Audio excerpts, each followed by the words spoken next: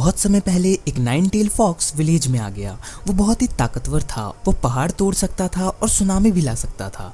उसे तबाही मचाने से रोकने के लिए कई सारे निंजास इकट्ठा हुए, लेकिन उनमें से कईयों की जानें चली गई और बाकी बचे सब बुरी तरह से घायल हो गए। फिर वहाँ एक महान निंजा आए जिन्हें फोर्थ होकागे के नाम से भी जाना जाता है। उन्होंने उस नाइन टेल फॉक्स को उसी दिन पैदा हुए एक बच्चे के अंदर सील कर दिया, लेकिन ऐसा करते हुए वो खुद भी मर गए। उस बच्चे का नाम था नरूटो। फिर हमें 12 साल बाद की स्टोरी दिखाते हैं जिसमें नरूटो बड़ा हो जाता है और वो बहुत ही ज्यादा शैतानियां करने लगता है। इतनी ज्यादा कि वो अपने विलेज के महान होकागे के फेस स्टैचू पर अजीबोगरीब पेंटिंग कर देता है। उससे परेशान होकर विलेज के लोग लॉर्ड होकागे के पास उसकी शिकायत लेकर जाते हैं कि वो फिर से हमेशा की तरह शैतानियां कर रहा है। उस विलेज के निंजास नरूटो को पकड़ने की बहुत कोशिश करते हैं, पर वो लोग उसे पकड़ नहीं पाते क्योंकि नरूटो एक ट्रिक से दीवार में छुप जाता है। तभी उसके निंजा एकेडमी के क्लास के टीचर इरुका सेंसेई वहां आ जाते हैं। वो नरूटो से कहते हैं कि तुम यहाँ क्या कर रहे हो, तुम्हें तो अभी क्लास में होना चाहिए। इसके बाद वो नरूटो को वापस क्लासरूम में लेकर आते हैं और नरूटो बंधा हुआ होता है। ऐसे अचानक से टेस्ट के बीच में चले जाने की वजह से वो नरूटो को बहुत डांटते हैं और उसके साथ साथ सभी स्टूडेंट्स को दोबारा टेस्ट देना पड़ता है। उस दिन ट्रांसफॉर्मेशन जुत्सु का टेस्ट होता है और इस टेस्ट में किसी और के रूप में बदलना होता है। तो सबसे पहले जो स्टूडेंट आती है उसका नाम होता है साकुरा हारुनो और वो हमारे इरुका सेंसेई के रूप में ट्रांसफॉर्म हो जाती है। और वो इस टेस्ट में पास होने के बाद बहुत ही खुश हो जाती है और हमें पता चलता है कि उसके अंदर एक और साकुरा है जो कि पास होने के बाद झूमने लगती है। इसके बाद जो स्टूडेंट आता है उसका नाम होता है सासुके उचिहा। उसे क्लास के सब लोग पसंद करते हैं क्योंकि वो क्लास का टॉपर होता है। इसके बाद वो भी इरुका सेंसेई के रूप में बदल जाता है और वो भी पास हो जाता है। फिर बारी आती है नरूटो की। नरूटो की वजह से ही सबको दोबारा टेस्ट देना पड़ता है, इसीलिए सब उससे काफी नाराज रहते हैं सिवाय इस लड़की के। इसके बाद नरूटो ट्रांसफॉर्म होता है, पर वो बहुत ही खतरनाक रूप में ट्रांसफॉर्म हो जाता है, जिसके बाद इरुका सेंसेई उसे बहुत डांटते हैं। फिर क्लास खत्म होने के बाद वो नरूटो से होकागे के फेस स्टैचूज पे बने पेंटिंग्स को साफ करवाते हैं और तभी वो कहते हैं बिना ये साफ किए तुम आज घर नहीं जा सकते। तो नरूटो कहता है कि मुझे कोई परवाह नहीं, वैसे भी घर पे मेरा कोई इंतजार भी नहीं कर रहा। इसके बाद इरुका सेंसेई उससे कहते हैं कि अगर तुम ये सब जल्दी से साफ कर लो तो मैं तुम्हें रामेन की ट्रीट दूंगा। ये सुनकर नरूटो बहुत ही खुश हो जाता है और वो जोर से चिल्लाते हुए कहता है कि मैं ये जल्दी से साफ कर दूंगा। इसके बाद हमें एक दूसरा सीन दिखाया जाता है जिसमें वो दोनों एक जगह रामेन खा रहे होते हैं और तभी इरुका सेंसेई नरूटो से पूछते हैं कि आखिर तुमने हमारे महान होकागे की फेस स्टैचूज पर वो पेंटिंग्स क्यों बनाई, क्या तुम्हें नहीं पता होकागे कौन है? तो वो कहता है कि मुझे पता है, होकागे वो बनते हैं जो विलेज के सबसे बढ़िया निंजा होते हैं और मैं भी एक दिन उन सबसे बढ़िया होकागे बनूंगा और विलेज के सभी लोग मुझसे बात करेंगे और मेरी इज्जत भी करेंगे। फिर वो इरुका सेंसेई से रिक्वेस्ट करता है कि क्या मैं कुछ देर के लिए आपका हेडबैंड ले सकता हूँ। तो वो कहते हैं कि तुम इस हेडबैंड के लिए कितने काबिल हो वो तो तुम्हें कल के टेस्ट में साबित करके दिखाना होगा। फिर अगले दिन हमें क्लासरूम का सीन दिखाया जाता है जिसमें इरुका सेंसेई सबसे कहते हैं कि आज क्लोन जुत्सु का टेस्ट है, यानी कि सबको अपनी तरह एक और क्लोन बनाना होगा। और ये सुनकर नरूटो अंदर ही अंदर खुद से कहता है कि यही जुत्सु तो मुझे नहीं आता, लेकिन फिर भी वो अपनी पूरी कोशिश करता है, पर उसका नतीजा कुछ ऐसा निकलता है जिसके बाद इरुका सेंसेई उसे फेल कर देते हैं। और उनके पास बैठे मिजुकी सेंसेई उनसे कहते हैं कि नरूटो ने अपनी पूरी कोशिश की और उसने जैसा भी हो पर एक क्लोन तो बनाया, पर फिर भी इरुका सेंसेई नरूटो को पास नहीं करते। इसके बाद हमें एक दूसरा सीन दिखाते हैं जिसमें सभी स्टूडेंट्स ग्रेजुएट हो चुके हैं सिवाय नरूटो के। और फिर वहाँ अकेले बैठे नरूटो के पास मिजुकी सेंसेई आते हैं और उससे कहते हैं कि इरुका सेंसेई थोड़ी स्ट्रिक्ट जरूर है, पर वो तुम्हारी भलाई के लिए ही ऐसा कर रहे हैं। वो चाहते हैं कि तुम सबसे ताकतवर बनो। और नरूटो कहता है कि फिर मैं ऐसा क्या करूं जिससे इरुका सेंसेई मुझे पास कर दे। तो मिजुकी सेंसेई उससे कहते हैं कि मेरे पास एक सीक्रेट है जिससे तुम ताकतवर बन सकते हो। फिर हमें उसी दिन रात का सीन दिखाया जाता है जिसमें मिजुकी सेंसेई इरुका सेंसेई के घर पे आके कहते हैं कि लॉर्ड होकागे ने आपको बुलाया है, नरूटो ने स्क्रोल ऑफ सीलिंग को चुरा लिया है।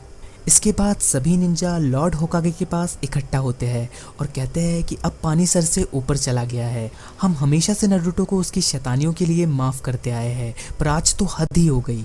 फिर लॉर्ड होकागे सबसे नरूटो को ढूंढकर उनके पास लाने को कहते हैं।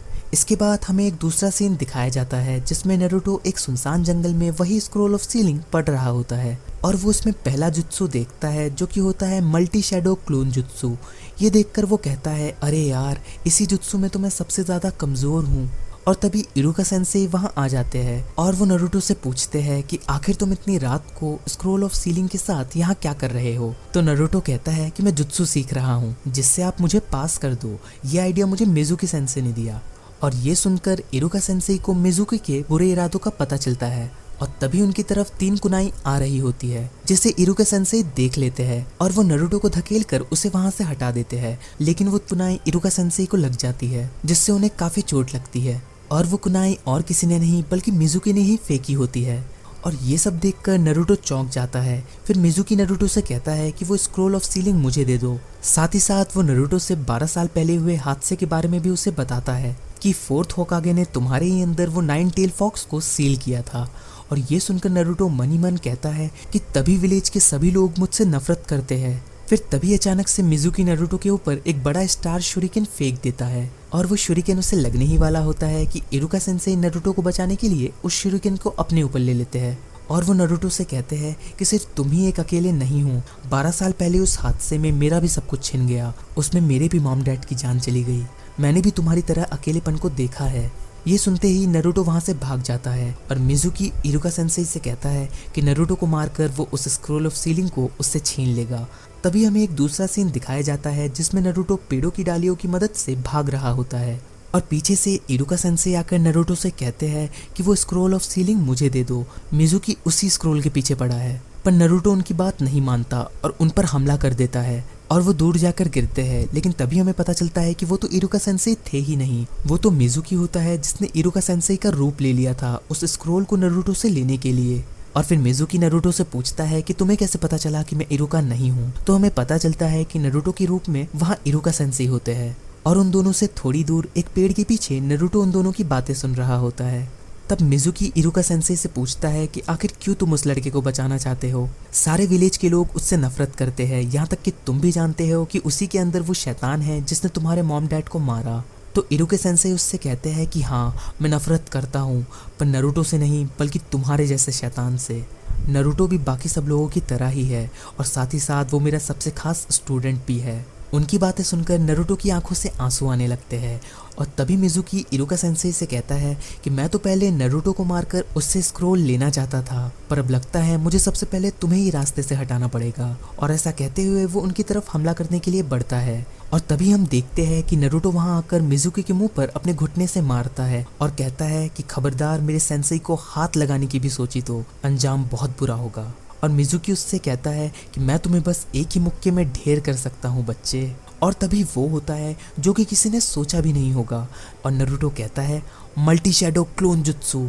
और नारुतो एक नहीं बल्कि कई सारे क्लोन बना लेता है। ये देखकर इरुका सेंसेई मन ही मन कहते हैं ये सिर्फ क्लोन नहीं है, ये उनकी हार्ड कॉपीज है, ये तो एडवांस निंजुत्सु है। और फिर नारुतो के सभी क्लोन मिलकर मिजुकी को इतना मारते हैं कि उसकी हालत खराब हो जाती है। और फिर इरुका सेंसेई मन ही मन कहते हैं कि नारुतो हम सबसे अलग है, शायद एक दिन वो सबसे ताकतवर होकागे बनेगा। फिर वो नारुतो को अपने पास बुलाते हैं और आखिरकार उसे वो हेडबैंड दे देते हैं। साथ ही साथ वो कहते हैं मुबारक हो नारुतो, तुम पास हो गए, अब तुम भी एक निंजा हो। आगे का सफ़र बहुत मुश्किलों भरा है लेकिन कभी हार मत मानना। इससे नारुतो इतना खुश हो जाता है कि वो उन्हें बहुत तेज़ी से गले लगा लेता है।